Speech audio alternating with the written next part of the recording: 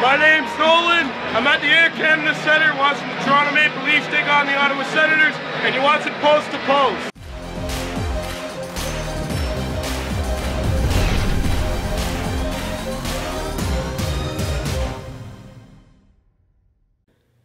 Hello and welcome to Post, the channel where we discuss all things hockey and all teams, and I'm struggling with a case of the hiccups right now.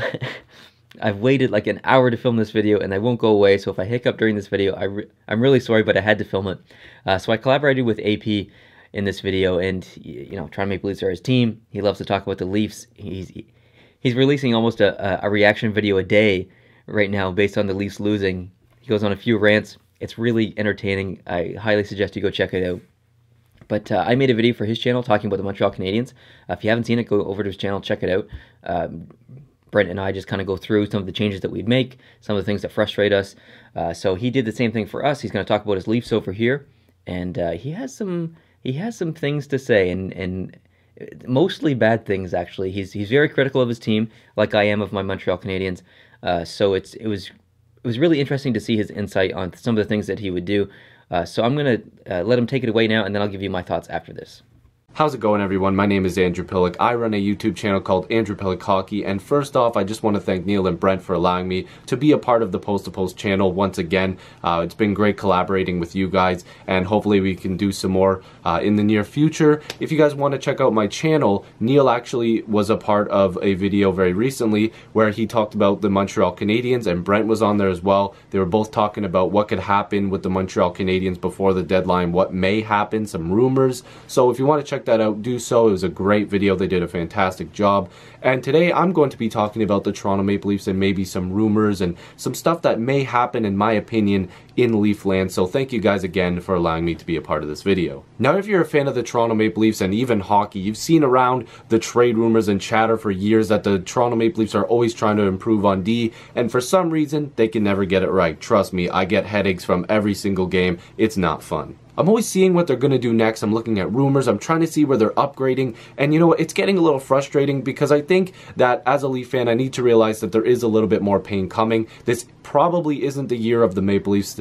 Let's be real here. I don't think a cup is coming home to Toronto this year. It could happen in the next couple years, but I'm also always going back to what Babcock said. There will be some pain, but there's a lot of pain caused by Roman Polak, and a lot of Leaf fans are calling for his head, which, I mean, is unfortunate. I'm not the biggest fan of the guy, but Roman Polak and other pieces on the team have been a part of the reason why the Leafs defensive core has not been good recently and in the past couple years. And oh man, I'm just getting a headache talking about it right now. The Leafs obviously have a very good defenseman in Morgan Riley, who's obviously shown brilliance over his NHL career, his very short NHL career so far, but that's not going to do it. You need to have more pieces there. Jake Gardiner, a lot of people are not a big fan of him. I always try to defend him. I'm always trying to defend Jake Gardiner. Please help me, Jake. I'm really trying to help you out, man, but you need to play better hockey. Please do it, just for my sake. I know Jake Gardiner's had some bad plays this year, but it's not just him. The core in itself has been bad, and it's obviously something that I hope the Leafs will continue to get better. So, are they going to go after a defenseman? Oliver Ekman-Larsson, don't think that's happening. Drew Doughty, Erik Karlsson, none of these guys are happening. That a lot of Leaf fans want these big names to be traded there. Maybe not now, maybe in free agency down the road, but it's not happening now. The Leafs are looking to make a push for the playoffs and be a good team, but they're also not trying to break the bank by giving up all their prospects and giving up all these picks. They're looking at bringing up guys and growing homegrown talent. So the Leafs are looking at guys like Travis Dermott, who's shown some signs that he can be a very serviceable NHL defenseman. Mike Babcock has said if he was a right-handed shot, he'd probably be a full-time NHLer. You also have a guy like Timothy Liljegren. I get nervous every time I say that. I probably still said it wrong. Rose and Borgman. They're trying to grow these guys and make them better players. Now, we know Rosen and Borgman are a little bit ahead because they've played in other places. They're a bit older, so the Leafs are trying to make these guys kind of placeholders for some of these guys that are going to come up. And that's no disrespect to Borgman. Rosen's still in the minors. He's still trying to build and work on his game. But Borgman, I don't think, is a guy that's going to see a ton of Leafs ice time in the defensive core for years to come, unless he really does step it up. So for now, you're looking at like Riley, Hainsey, Gardner and Zaitsev, when he comes back, please get well soon, Zaitsev. I know you haven't been that great either, but you know, he's going to be good when he comes back. I know it. He's going to be good.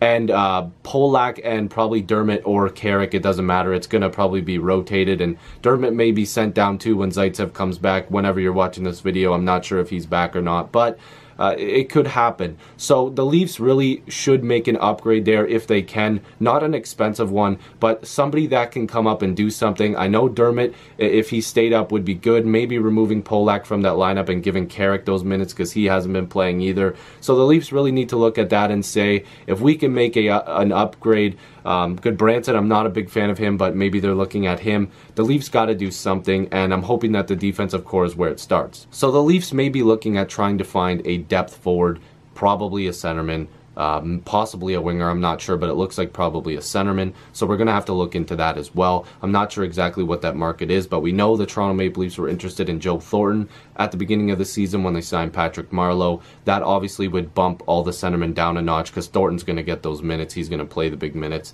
So we'll have to see if that's something that the Leafs go after. I don't think you need to make a management change or a coaching change. That's probably way out of the way. That's not going to happen. I think that they've done their job. Maybe give Komarov less minutes and probably Polak get a lot less minutes. But Mike Babcock has done a good job with this team. He's grown some players. He's helped them develop into a different style of player, and I'm okay with what they're doing. I know Neil and Brent aren't very happy with some of the management in Montreal because of some decisions, but I'm pretty happy as a Leafs fan. So those are just a couple things that I wanted to mention. Thanks again to Post to Post for allowing me to be a part of this video, and hopefully you can check out my channel, Andrew Piluk Hockey, where I just love to have hockey conversations, so make sure you subscribe if you want to. Thanks for having me in the video.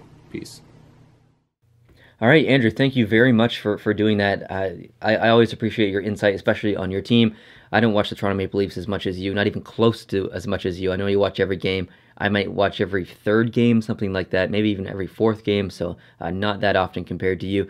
So I don't have the insight and knowledge that you do, so it's really important that I get that from you. So I think you said a lot of important things in there, and you mentioned that management doesn't need to change. Completely agree. Management is set in stone in this franchise. I don't see any management moves that have to happen. I really think that's probably the strongest point of the entire franchise right now. You mentioned Gardner. You mentioned Polak. Two struggling guys. Polak is a right-shot defenseman. Gardner's a left-shot defenseman. If they move those two guys out, I feel like they'd have to get that in return, another left-shot, another right-shot defenseman. Polak needs to go. People are hard on him. Because they should be. But he's a giveaway machine. Gardner too. Oh man, it's really frustrating to see them puck watch. And I want to use that term because I think Toronto does a lot of puck watching. And I mean a lot of puck watching. And they get so focused on where the puck is, they forget about where other people are on the ice. And I can only say that because I'm a fan of the greatest puck watching team in the National Hockey League, the Montreal Canadiens. So I can recognize easily puck watching from other teams, and I do see it. In the Maple Leafs, and Gardner and Polak, they do a lot of puck watching, and they get caught a lot. So I'm not going to propose a big crazy deal. I don't even know what it would take, but it would be interesting to see Gardner move out, the left shot defenseman, bring in, I don't know, Oliver Ekman-Larsson, another left shot defenseman. They'd have to give up so much for Oliver Ekman-Larsson. Who would they have to give up?